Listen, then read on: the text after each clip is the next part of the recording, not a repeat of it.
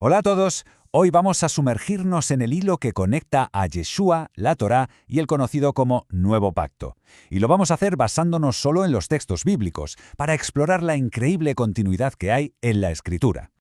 Y claro, todo esto nos lleva a la pregunta del millón, la que va a guiar todo nuestro análisis. ¿Vino Yeshua para anular la ley de Yahweh, lo que conocemos como la Torá? Es una cuestión clave, y vamos a ver que la respuesta está dentro de la propia Escritura.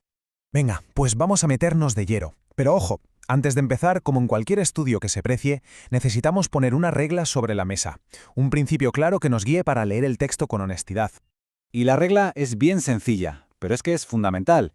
La Escritura se interpreta con la Escritura. ¿Qué quiere decir esto? Pues que si un argumento necesita apoyarse en tradiciones de fuera o en versiones ocultas para contradecir lo que el texto dice a simple vista, hay que desconfiar. Ya lo decía el profeta Isaías, a la ley y al testimonio, si no hablan conforme a esto, es porque no les ha amanecido. Vale, con esa regla bien clara, vamos directos al grano. A ver qué dijo el propio Yeshua sobre su misión en relación con la ley y los profetas. Aquí está la clave de todo. Yeshua lo dice sin rodeos, clarísimo. No vino a destruir la Torá. Es una declaración directa sin ambigüedades. Por lo tanto, cualquier enseñanza que diga que la Torá fue anulada por él, pues choca de frente con sus propias palabras. A ver, entonces, si la ley no fue abolida, ¿qué significa eso del Nuevo Pacto o Brit Hadashah? ¿Cómo se relaciona con la Torá?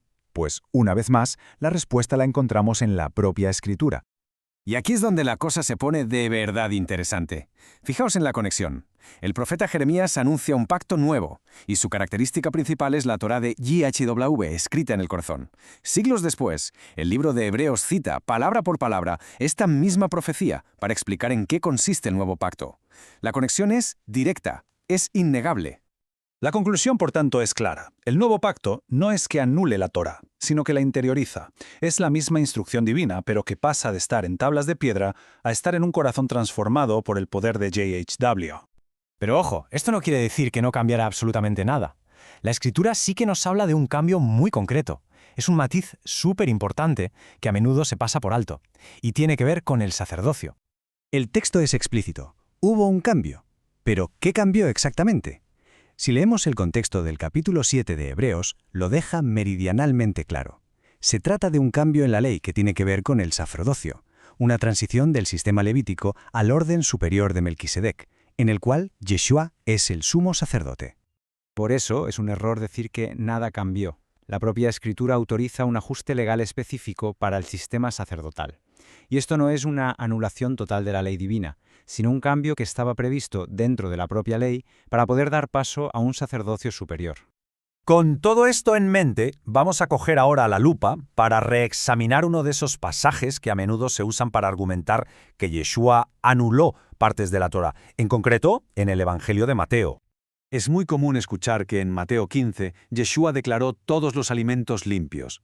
Sin embargo, cuando leemos el capítulo entero, el tema central es otro. Yeshua está confrontando a los fariseos por invalidar el mandamiento de Dios con sus tradiciones humanas. La discusión no va sobre Levítico 11, sino sobre la pureza ritual del lavado de manos, que era una tradición de hombres. Así que la conclusión del pasaje no es que se anule una ley divina, es una llamada de atención para que examinemos nuestras prácticas y nos aseguremos de que el mandamiento de YHWH siempre pese más que cualquier tradición humana. Muy bien. Y para tener la imagen completa, para que todas las piezas del puzzle encajen, es útil entender cómo la Escritura nos presenta al Mesías. No se trata de dos Mesías distintos, sino de un único Mesías con dos funciones profetizadas. El Tanaj, lo que conocemos como el Antiguo Testamento, nos pinta un retrato doble. Por un lado, vemos al siervo sufriente de Isaías 53, que carga con los pecados de su pueblo. Por otro, al rey del linaje de David de Isaías 9, que reinará con justicia eterna.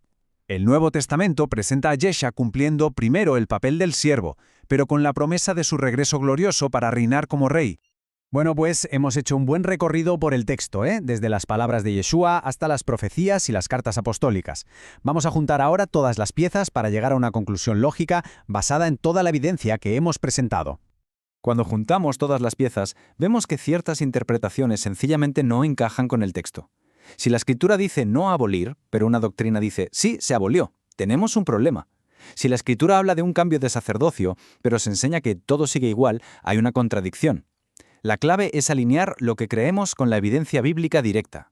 Y todo esto nos deja con una pregunta final, para una reflexión personal.